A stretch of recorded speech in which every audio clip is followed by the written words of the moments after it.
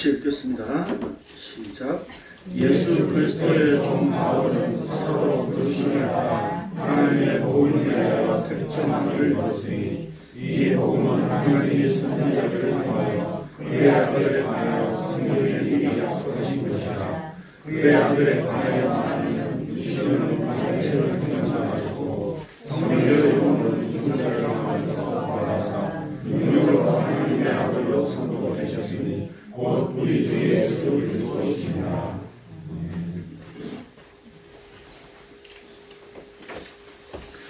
지난 한 주간 냉장고 문을 열 때마다 예수 그리스도가 생각이 나셨죠? 양문 냉장고 열면서 예수 그리스도가 생각이 안 났다고요? 저희 집은 양문 냉장고가 아니라서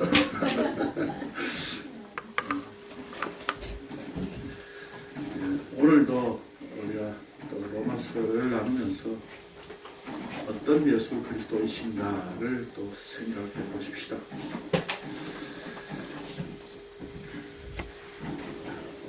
로마서는 사실 예전에 한번 했었던 적이 있고 하지만 또 그 강론했던 자료들이 예전에 한번 하드디스크가 이렇게 날아가는 바람에 자료가 많이 없고, 그래서 또 새롭게 로마서를 요청하시는 분도 계시고, 그래서 로마서를 하게 됐습니다. 로마서를 우리가 굉장히 중요하게 많이 생각들을 하시죠. 또 많은 성경학자들이나 설교자들이 또 그렇게 말을 하고 있고요. 근데 사실 뭐 로마서만 중요합니까? 그렇지 않잖아요. 로마서만 복음을 이야기합니까? 그렇지 않잖아요. 보십시다. 교환 보십시다. 로마서는 많은 성경학자들이나 설교자들에 의해 성경 중의 성경으로 가장 중요한 성경으로 꼽습니다. 교회 역사 2000여 년 동안 어거스틴을 비롯한 마틴 루터, 장 칼빈, 그리고 존 웨슬리와 칼 바르트 등 기독교의 위대한 인물들의 사상이 형성되는 결정적인 역할을 한 책으로, 성경이 반지라면 로마서는 그 반지의 핵심인 보석이라고 이야기를 합니다. 그래서 어떤 이는 바울 서신 중에서도 가장 중요하기 때문에 바울 서신의 맨 앞에 위치한다고 말합니다. 실제 그럴까요?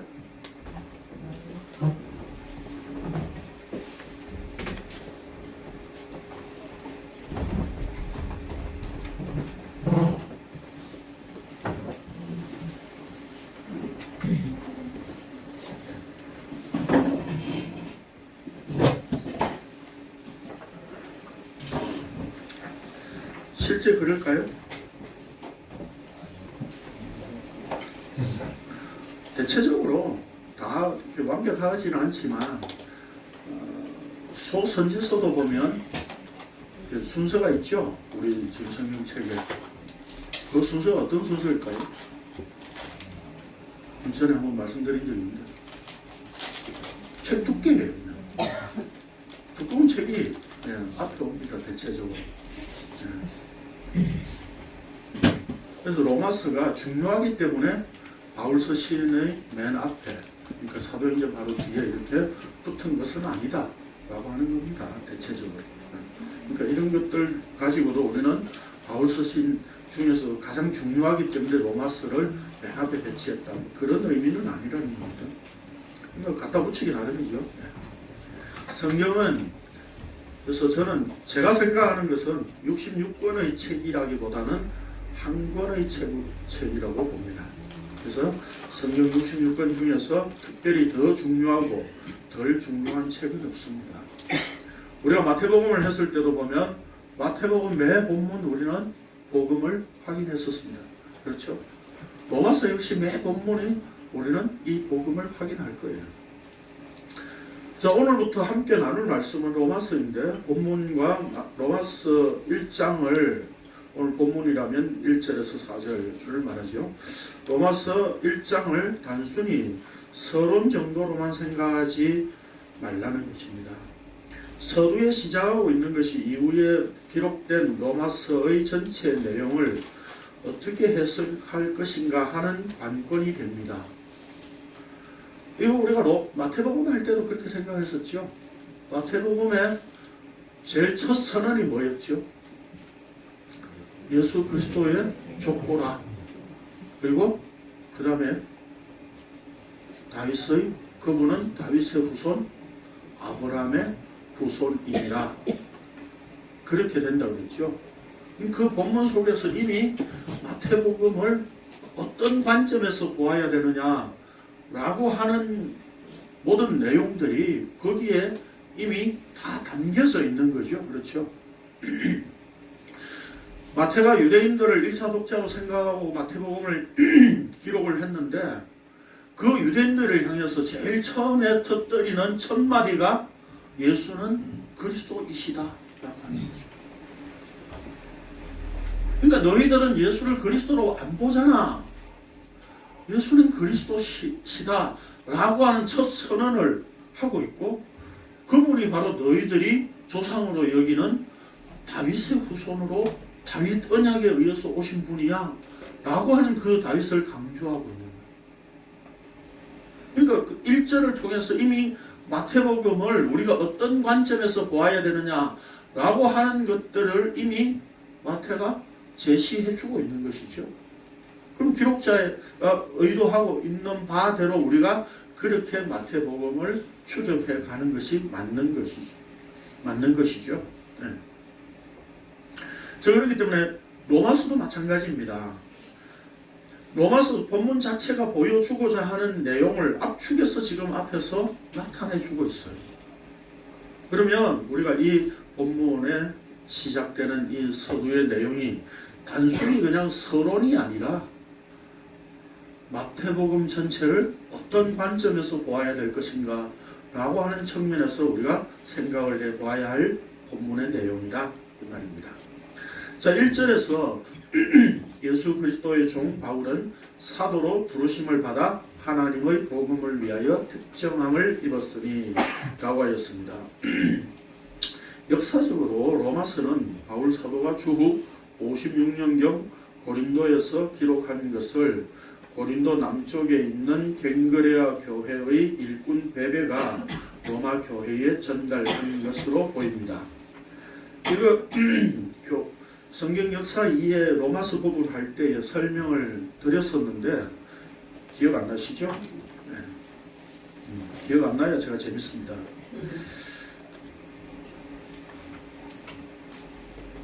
잠깐 찾아보죠. 로마서 16장 23절.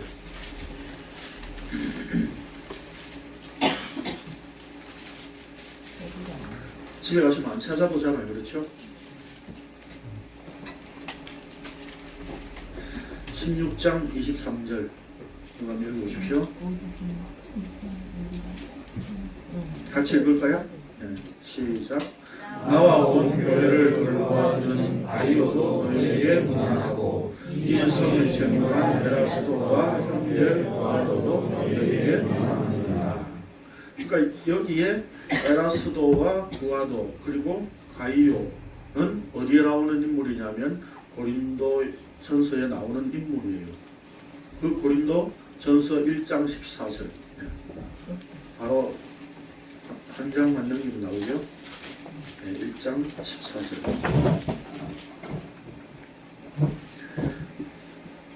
14절 시작. 나는 그리스도와 가이오 외에는 너희 중 아무에게도 내가 세례를 베풀지 아니한 것을 감사하니. 그러니까 여기에 이 인물이 어디의 인물이라고요? 고린도 교회에 있는 인물이라는 거죠. 그렇죠? 그러니까 여기에 지금 로마서의 그 16장의 내용을 보면 지금 가이오도 로마 교회의 안부를 전한다라고 이야기를 하고 있죠. 그리고 로마서 다시 16장 봅시다. 16장 1절 2절 1절 2절 시작. 내가 갱그레아 교회의 일꾼으로 있는 우리 자매 베베를 너희에게 추천하노니 너희는 주 안에서 성도들의 합당한 예절로 그를 영접하고 무엇이든지 그에게 소용되는 말을 도와줄지니 이는 그가 여러 사람과 나의 보호자가 되었습니다. 그러니까 베베를 보낸다는 이야기죠. 그렇죠? 네. 그러니까 지금 이 로마서의 서신은 지금 어디서 기록되어졌다고요? 고린도에서. 네. 고린도에 3개월 정도 바울이 3차 전도 여행 때에 고린도에 가 있을 때에 로마 교회에 보내는 편지를 쓴 것입니다. 그리고 이 편지는 누가 전달했다고요? 네, 베베가 전달을 한 것으로 그렇게 보입니다. 자, 그런데 바울은 여기서 자신을 예수 그리스도의 종이라고 하면서 사도로 부르심을 받았다고 밝힙니다. 이 종이라고 하는 것은 주인의 운명에 맡겨진 존재를 의미하며 사도란 보내지다라고 하는 히브리어 샬라허를 번역한 말이에요. 그러니까 아포스톨로스 자체에도 물론 보내지다라고 하는 의미가 들어있어요. 그러니까 그 단어로 이제 유대인들이 70인역에서 그렇게 번역을 했던 겁니다. 그러니까 여기 이 히브리어에서 번역된 말이니까 히브리어 그 말 자체를 우리가 사실 생각해 봐야 되겠죠. 열왕기상 14장 6절.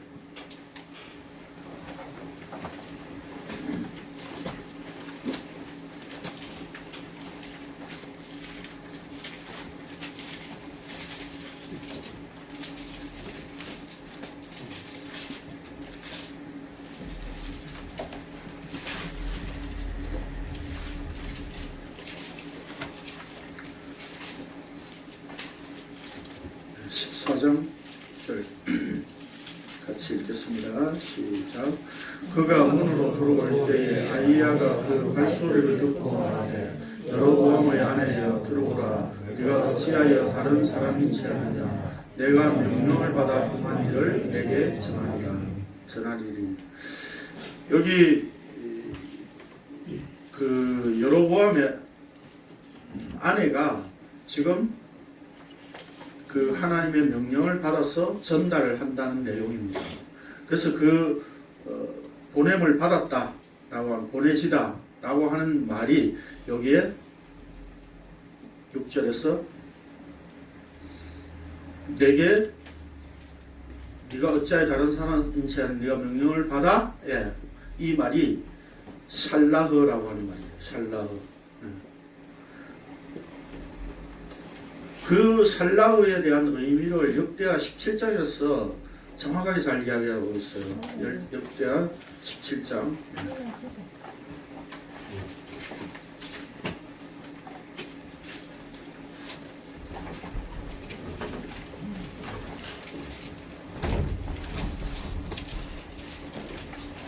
7장 7절에서 9절입니다.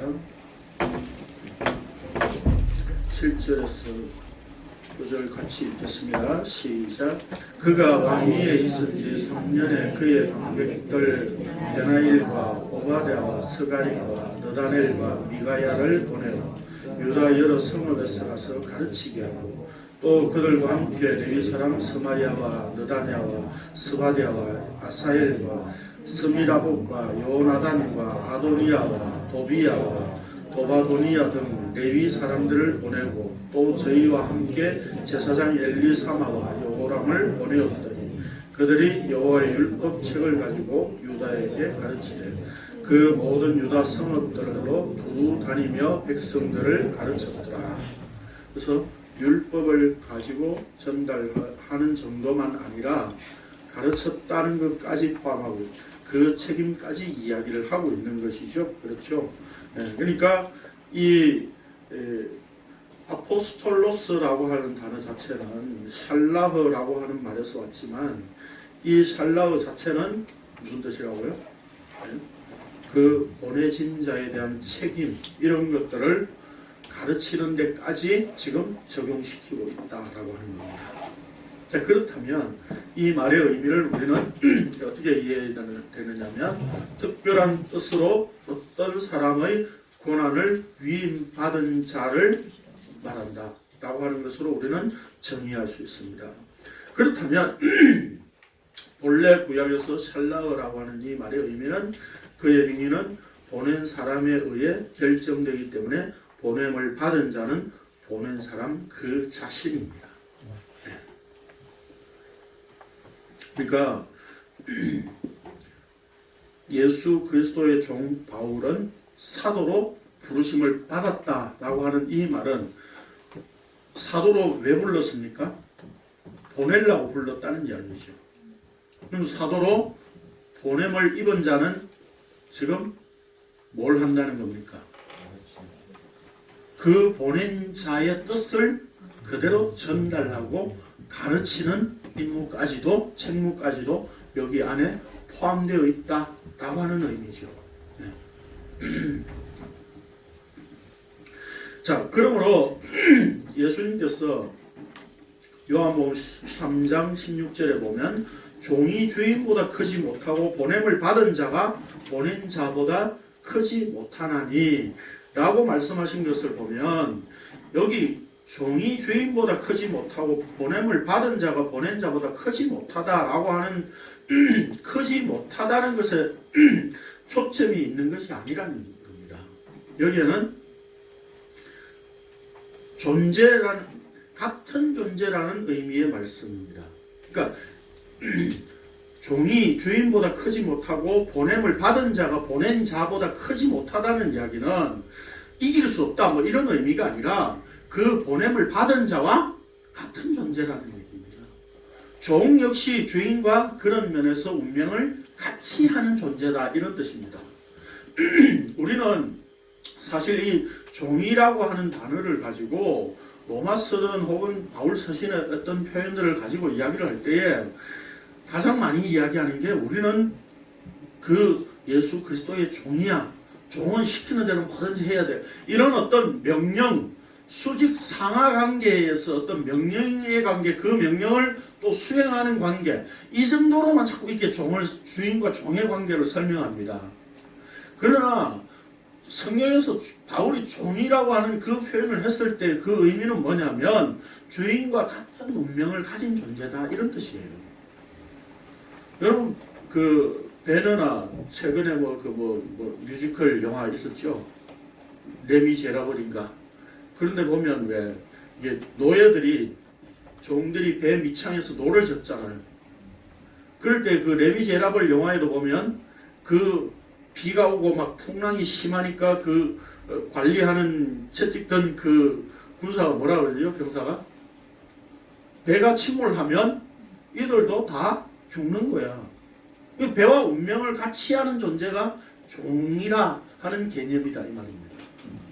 그러니까 예수 그리스도의 종이다 라고 했을 때는 예수 그리스도 그분과 운명을 같이 하는 존재다 이 말입니다.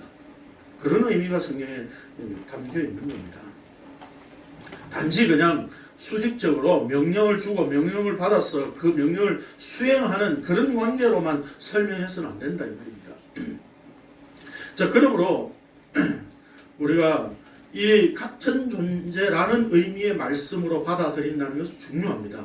자, 그렇기 때문에 보냄을 받은 자는 스스로 깨달은 지식을 전달하는 것이 아니라 보낸 자의 것을 전하는 것입니다. 보낸 자의 것을 전가하기 때문에 거기에는 필히 고난이 동반됩니다. 그래서 예수님께서 바울을 부르신 것에 대하여 분명하게 이렇게 나타내고 있습니다. 같이 읽겠습니다. 시작.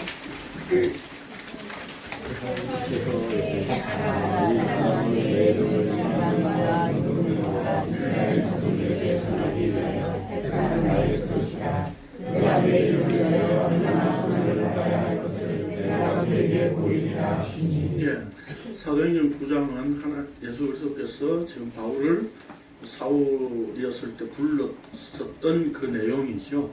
그런데 여기에 사울을 부른 이유가 뭐냐면 내 이름을 이방인과 임금들과 이스라엘 자손들에게 전하기 위하여 택한 나의 그릇이라.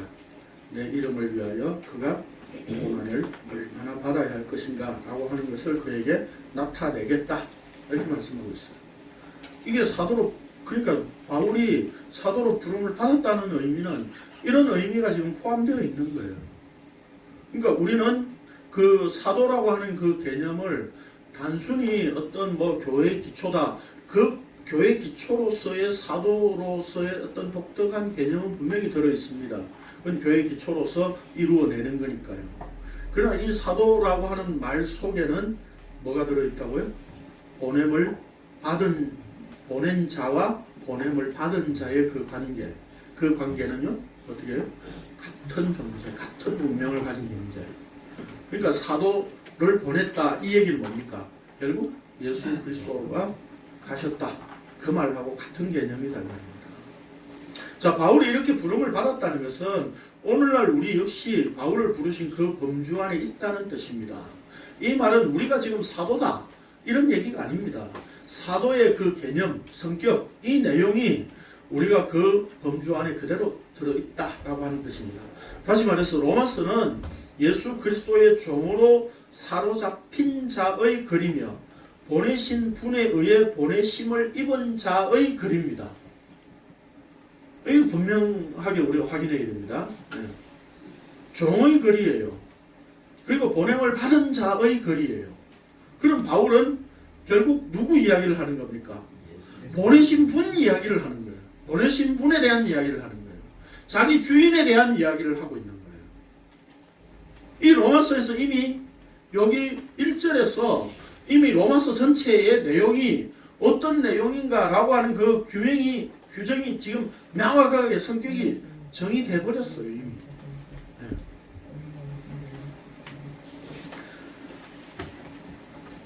우리가 그래서 로마서를 읽게 되었다는 것은 주인과 종, 보내신 자와 보내심을 받은 자의 맥락에서 로마서를 보아야 한다는 것을 의미합니다. 이 무슨 뜻인지 이해되시죠? 그래서 네. 우리는 로마서를 읽을 때 내가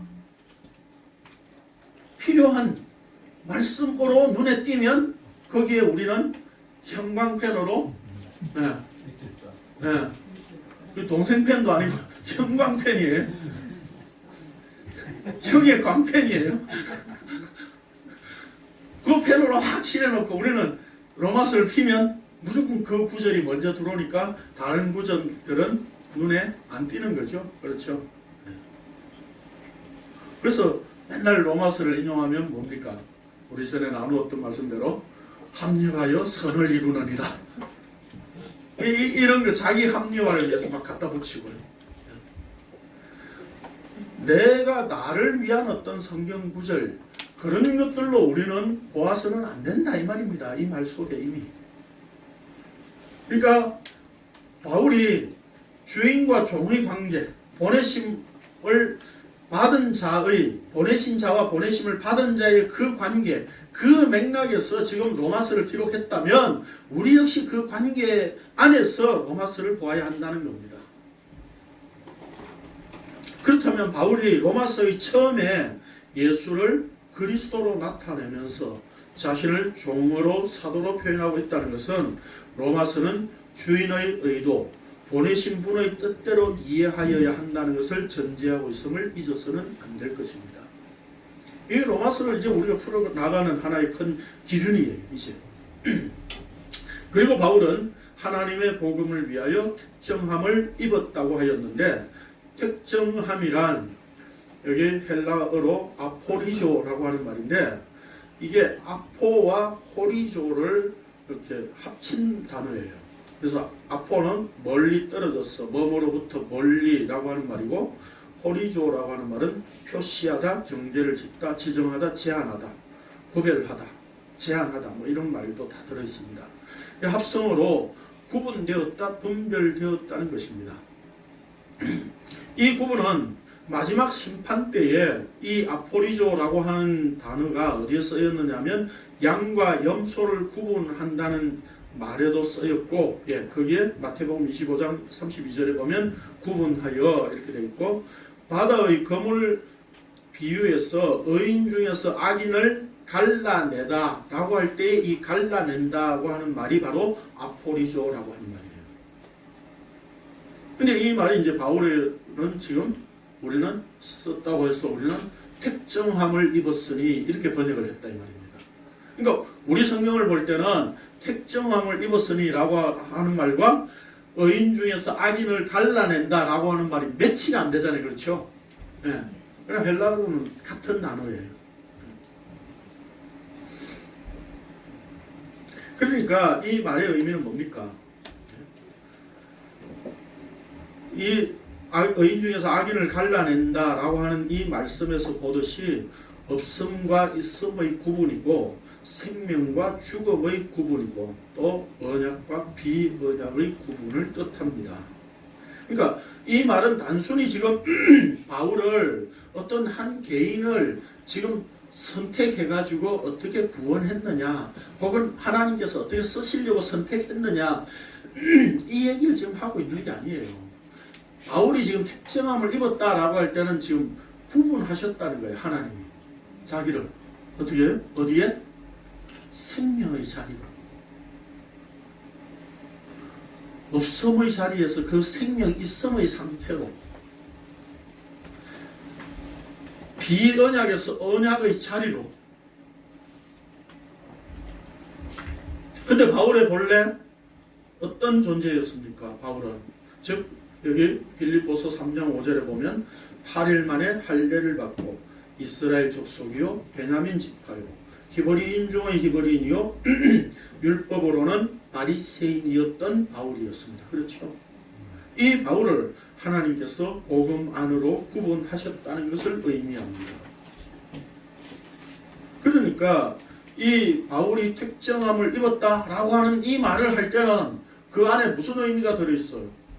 내가 선악 체계를 가지고 율법을 가지고 그 율법에 의해서 영생을 얻으려고 하던 모든 짓거리, 그 율법적인 행위, 율법주의적인 사고방식, 이 모든 자리에서 복음, 하나님의 언약의 자리로 옮겨 놓으신 하나님의 은혜를 지금 나타내고 있는 말이에요.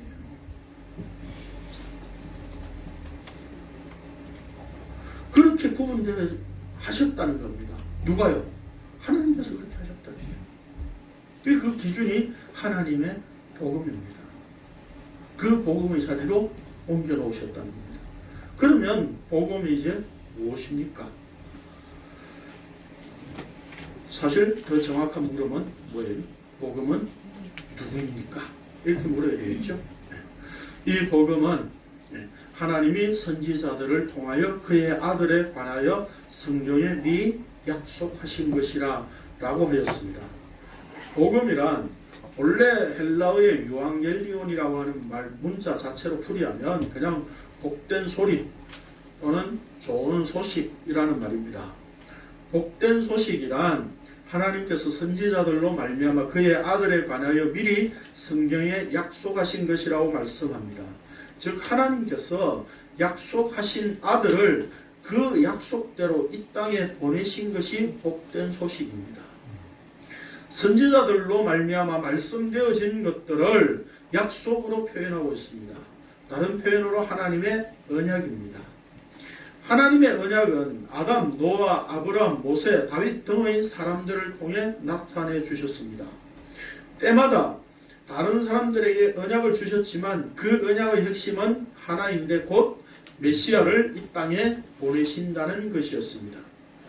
그래서 제가 앞에 뭐라고 말씀드렸습니까? 성경은 66권의 책이 아니라 한 권의 책이다. 그 언약의 성취가 바로 하나님의 아들 예수님이며 곧 우리 주 예수 그리스도라고 4절에서 밝히고 있습니다. 그러므로 복음이란 예수 그리스도이십니다. 단순히 역사적 성인으로서 예수가 아니라 하나님의 아들 예수 그리스도이십니다. 하나님께서 구약시대의 율법으로 보여주시고 말씀하셨던 모든 제사 제도들 그것 자체가 복음은 아니었습니다. 그것은 복음을 담아 보여주는 그릇들이었을 뿐입니다. 대제사장, 성전, 제물, 안식일을 비롯한 안식년과 희년, 모든 절기들, 11조 이 모든 것들은 언약의 임무를 보여주는 도구들이었습니다. 요즘 교보제라는 말을 쓰더라고요. 교보제입니다. 그러나 구약 시대에도 율법을 통해 보여주시고자 하시는 언약의 의미를 분명히 알았다면 그 속에서 오실 메시아를 발견하고 생명을 얻는 은혜가 주어졌음을 분명히 확인할 수 있습니다. 이런 점에서 율법도 복음이라고 할 수 있지만 그들이 이해한 것은 하나님의 언약이었고 그리스도라고 하는 실체는 아니었기에 구약의 어떤 인물도 예수 그리스도는 될 수 없었습니다. 구약에 그리스도는 많았죠. 어떤 존재가 그리스도였습니까? 기름 부음을 받은 자는 다 그리스도예요. 그렇죠? 기름 부음을 받았다라고 하는 그 말이잖아요. 메시아의 그 말이. 구약에 많은 메시아가 있었습니다. 그렇죠? 그러나 그 메시아들이 바로 하나님의 언약에서 지향하고 있었던 그 궁극적인 인물은 아니었다는 겁니다. 그 궁극적인 인물이 바로 예수라고 하는 분이라고 지금 예수 그리스도라고 하는 말을 바울이 지금 쓰고 있는 겁니다.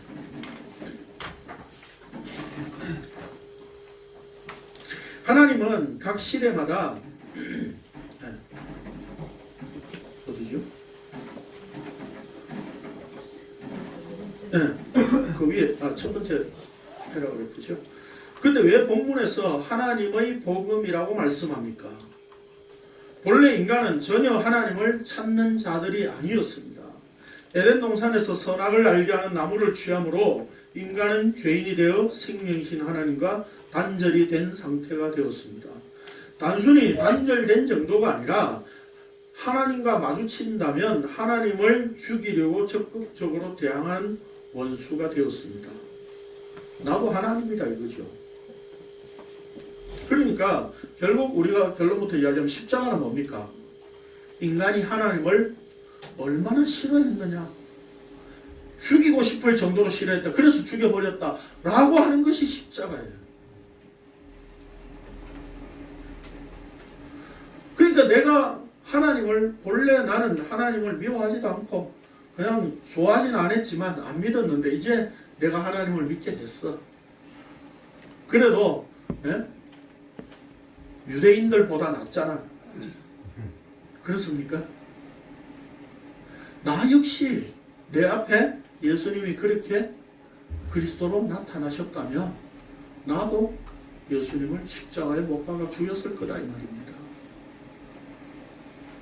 여기에서 예외적인 인물은 없어요. 이스라엘이라고 하는 유대인들을 하나님께서 세우셔서 그들이 하나님을 어떻게 대하는가를 대표적으로 보여주신 것뿐이에요. 우리 역시 하나님을 그렇게 대하는 존재들이다 이 말입니다. 그것이 죄인된 인간의 실체입니다. 죄인이 하나님을 찾는다든지 사랑한다는 것은 있을 수가 없는 일입니다. 불가능한 일입니다. 그렇기 때문에 하나님 편에서 생명을 나타내시고 드러내 주시지 않으면 안 되는 문제였습니다. 하나님께서 일방적으로 한 사람을 선택하셔서 언약을 주시고 그 후손을 이스라엘로 만드시고 때가 되면 그의 아들을 이 땅에 보내신 것입니다. 그래서 하나님의 복음입니다. 여기에 이스라엘이 한 일이 있습니까? 하나님이 전적으로 다 하셨습니다. 그래서 하나님의 복음입니다. 출처가 하나님이시기 때문입니다. 그래서 어떤 큰 교회가 건축을 다 하고 하나님이 다 하셨습니다 라고 슬로건을 내니까 그 다에다가 밑에 이형을 붙였다고 그러잖아요. 하나님이 당했다고요. 말은 하나님이 다 하셨습니다 라고 하는데 자기 영광, 인간은 자기 존재감, 자기 이심 다 드러내고 우리가 했습니다 라고 하는 것을 은근히 하나님의 은혜다, 하나님이 다 하셨습니다 라고 그렇게 드러내고 있다고요. 그러니까 그 말의 실질적인 의미는 뭐예요? 하나님은 당하신 거죠. 그 인간들에 의해서.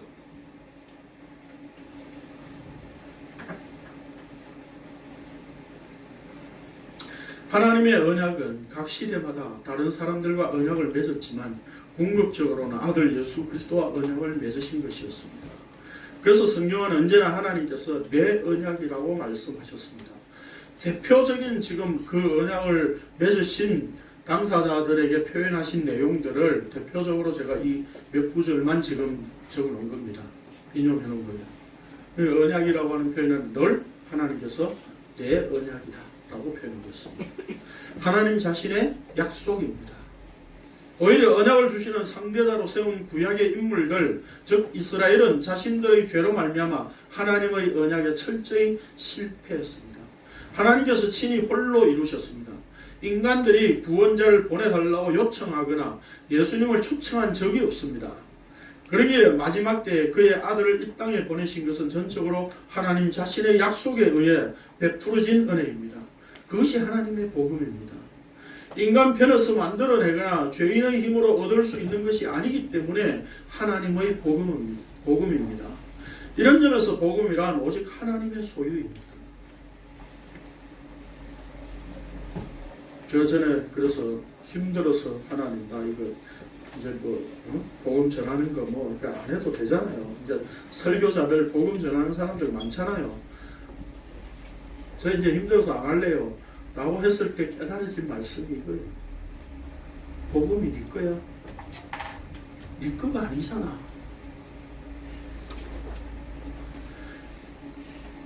하나님의 복음으로 하나님께서 나타내셨어요. 그러면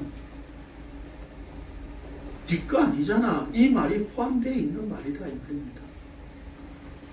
하나님께서 바울을 구분하여 복음을 주시고 복음 안으로 불러들이셨지만 결코 바울이 복음을 소유하고 있는 것이 아니라 철저히 복음이 바울을 소유하고 있었습니다. 이걸 구분한다. 이걸 분별한다. 이걸 특정함을 입었다. 이렇게 표현하고 있는 거예요. 바울이 복음을 위하여 그렇게 구분되었다면 오늘날 예수 그리스도가 믿어진 우리 모든 자들도 동일한 것입니다. 우리가 예수 그리스도를 믿는다는 것은 내가 믿는 것이 아니라 복음을 위하여 복음의 주체가 되신 하나님의 특정함을 입은 것입니다. 왜 이렇게 해석할 수밖에 없느냐? 물론 오늘 본문 안 읽었지만 밑에 내려가면 6절 7절에서 그 이야기를 하고 있습니다. 성도로 부르심을 받은 자는 바로 자신과 같이 동일하게 하나님 아버지의 부름을 받고 구분된 자들이라는 의미입니다. 우리가 곧 내가 복음을 위하여 특정함을 입었습니다. 내가 복음을 위하여 특정함을 입었다는 것은 결코 나 자신을 위한 예수 그리스도가 아니라는 뜻입니다. 여러분 이 말이 지금 우리도 지금 사도가 되었다 이런 의미의 말은 아닙니다. 사도라고 하는 예수 그리스도를 기초로 한 그 기초에 의해서 사도들이 기초가 되어서 우리가 지금 교회의 건물이 되어진 거죠. 그게 에베소서에서 말씀하고 있는 내용입니다. 그러나 그 사도의 개념, 의미는 우리에게 그대로 적용되어질 수밖에 없는 표현이다 이 말입니다. 나의 기분에 의해 기쁜 소식이 되었다가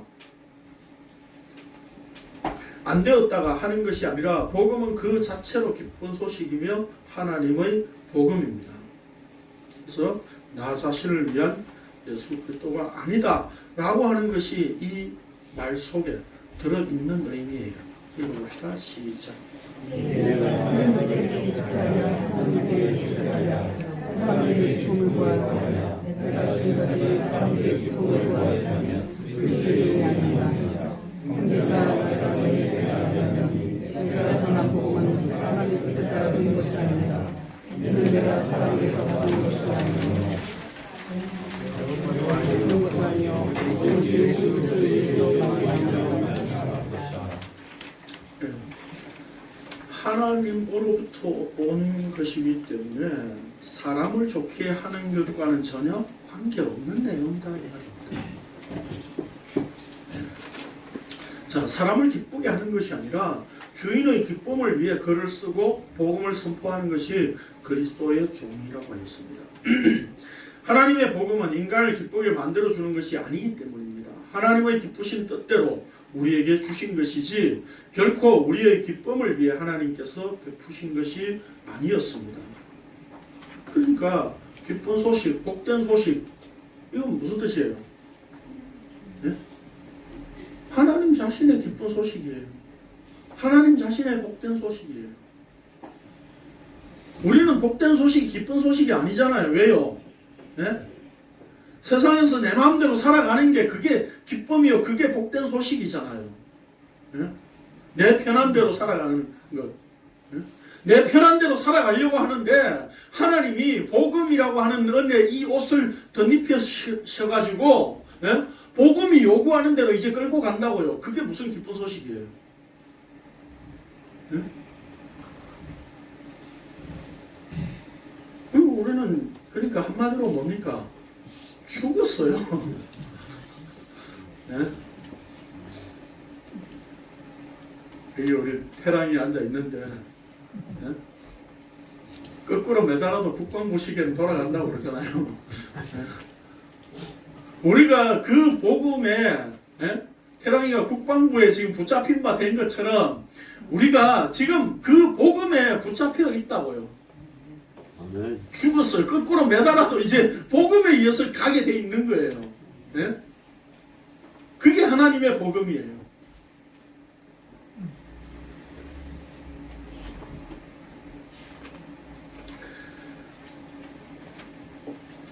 하나님 자신의 기쁘신 뜻을 따라 약속하시고 때가 되어 그의 아들을 이 땅에 보내셨습니다. 그러므로 예수님 말씀처럼 인간 세계의 집안 식구는 본래 원수라는 것을 복음이 드러내며 사도행전 마지막 부분에서 보여주는 것처럼 하나님께 속한 자와 하나님께 속하지 않은 자를 복음이 갈라놓게 되어 있습니다. 그러니까 복음을 내가 예수를 믿기 때문에 집안 사람들과 원수가 돼서 이게 아니라 본래 원수였다라고 하는 것이 복음으로 드러난 것뿐이에요.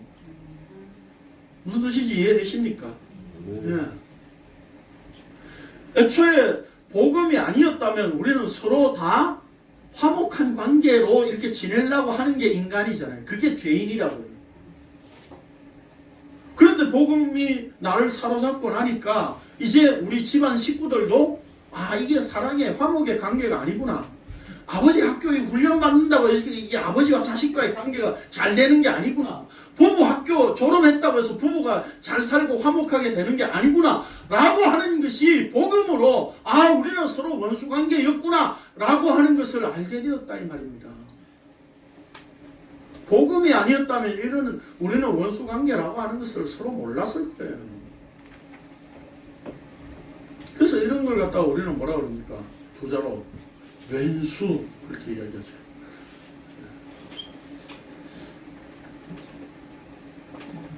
우리는 애초에 그런 관계였었습니다. 왜요?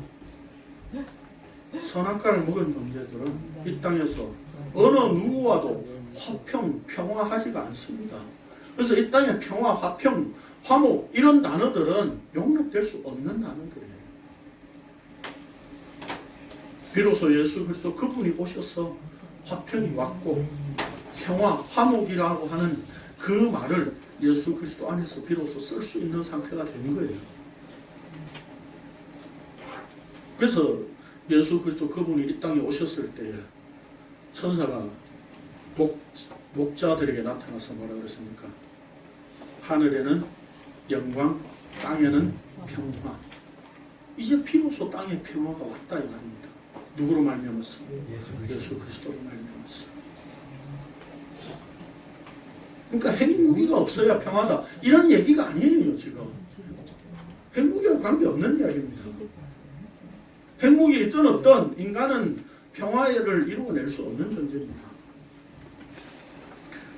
세상을 살맛이 나지 않고 허무하기 때문에 믿어야 되는 것이 복음이 아닙니다. 세상살이에 진저리가 나고 너무나도 고통스럽기 때문에 의지해야 되는 분이 예수 그리스도가 아닙니다. 내 삶의 어려운 형편 때문에 찾아야 하는 곳이 교회가 아닙니다. 마음의 평안을 찾고 가정의 행복을 이루는 것은 저기 산에 가면 더 좋아요. 불교나 다른 종교에서도 얼마든지 해결이 가능한 문제입니다. 산에 가면 좋잖아요. 네? 건강도 챙기고 네? 산에 맑은 공기도 마시고 마음의 평안을 얻고 가정의 행복을 이루는 것은 그런 데서 얼마든지 할 수 있는 문제다 이 말입니다. 그런데 왜 교회가 이 짓거리를 하고 있어요? 네? 부부가 화목하게 살도록 학교 열어서 만들어주고요. 예? 부모와 자식과의 관계 이거 잘 되도록 만들어주려고 예? 학교 만들어가지고 교육시키고 그 교육 좀 받고 반성문 좀 쓰고 나니까 아 나는 괜찮은 아버지구나, 괜찮은 부부야, 괜찮은 남편이야. 우리 스스로 그렇게 의인인 체하고 살았다고요. 예? 우리의 실체를 모르면서 말이죠. 교회가 우리의 이 죄인의 실체를 가르쳐주지 않고 우리 안에 무한한 가능성을 끄집어내서 자꾸 그 가능성으로 마약에 이렇게 찌들어 살듯이 그렇게 교회가 만들고 있다고요. 그게 교회가 할 일입니까? 그러면서 뭐 환경 비누 만들어가지고 나눠주고 이게 교회가 지금 할 일이에요. 예?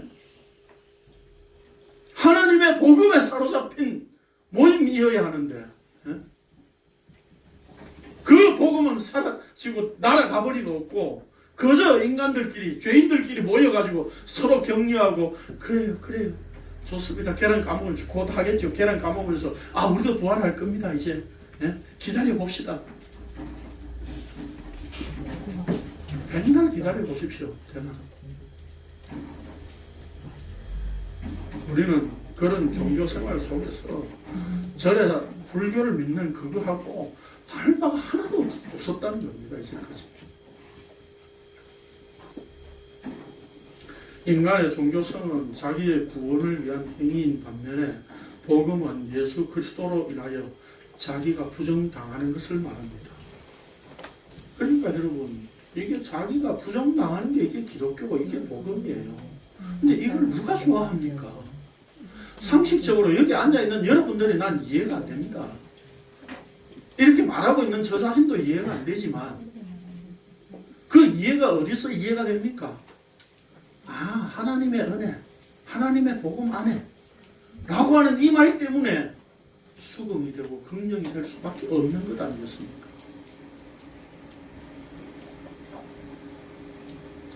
자기를 위해 사는 삶은 이제 존재하지 않는 것으로 아는 것이 복음입니다. 복음의 가치는 하나님께서 자기의 기쁘신 뜻대로 죄인된 백성들을 부르시기 위하여 그의 아들을 십자가에 희생시키신 것에 있기 때문입니다. 그러므로 예수님이 이 땅에 오셔서 십자가에 달리셨다는 것은 인간이 하나님을 모른다는 뜻이 담겨 있습니다. 십자가로 나타난 복음 그것을 누가 알겠으며 십자가에 달린 하나님을 누가 믿겠습니까? 아무도 믿을 자가 없습니다. 하나님께서 자기 백성들을 복음 안으로 부르시는 하나님의 기쁨만이 그 십자가 안에 있을 뿐입니다. 그것이 바로 하나님의 복음입니다. 우리가 예수 그리스도를 믿는다는 것은 내가 믿는 것이 아니라 믿어진 것입니다. 믿어졌다는 것은 내 의지에 의해서 좌우되는 문제가 아니라는 뜻입니다. 믿어졌기 때문에 내 마음대로 그만두거나 계속 믿거나 할 수 있는 것도 아닙니다. 우리는 그저 하나님의 기쁘신 뜻에 의해 복음에 사로잡힌 자로 살아갈 뿐입니다. 이게 복음이에요. 요즘 땡땡민 그 CF 나오는 거 보니까 뭘 해도 재미가 없고 뭘 먹어도 재미가 없고 그러잖아요. 거기서 해주는 답이 뭐예요? 필요하기 때문이다 그러죠. 근데 실제는 뭡니까? 네? 실제는 네? 이게 십자가를 알게 된 현상이에요. 필요하기 때문이 아니에요. 근본적인 답을 제가 드리는 겁니다. 지금 필요하기 때문에 그런 것이 아니라 십자가를 알았기 때문에 그런 거예요. 십자가를 알게 되니까 이제 세상에 뭘 해도 재미가 없고 뭘 먹어도 재미가 없고 생명의 떡만큼 맛있는 게 있습니까? 생명의 말씀을 나누는 이것만큼 재밌는 게 있습니까? 그러니까 뭘 해도 재미가 없고 뭘 먹어도 맛이 없어야 그게 정상인 거예요. 왜요? 하나님의 복음이 우리를 사로잡고 우리를 끌고 가고 있기 때문입니다. 그 복음에 사로잡힌 자로 살아간다고 표현했는데 다른 말 표현을 날마다 죽는 존재들입니다. 기도하겠습니다.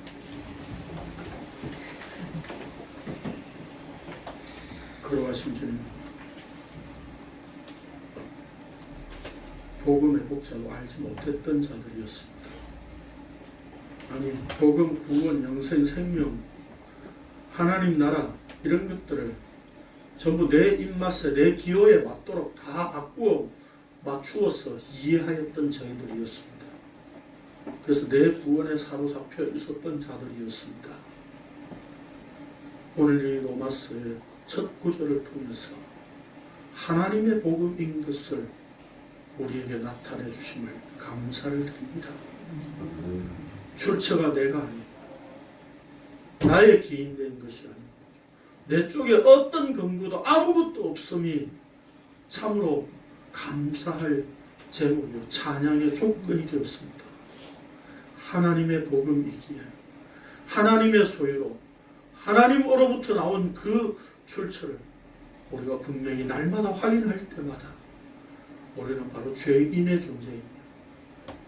그 하나님 앞에 결코 용납될 수 없는 존재인 것을 날마다 확인하게 하심을 감사를 드립니다. 이 하나님의 복음에 의해서 그 하나님의 복음에 소유된 자로 주께서 원하시는 기쁘신 뜻대로 이끄시는 대로 우리가 날마다 한 걸음 한 걸음씩 갈 수 있도록 저희를 붙드시고 인도하여 주옵소서. 예수님의 이름으로 기도드립니다.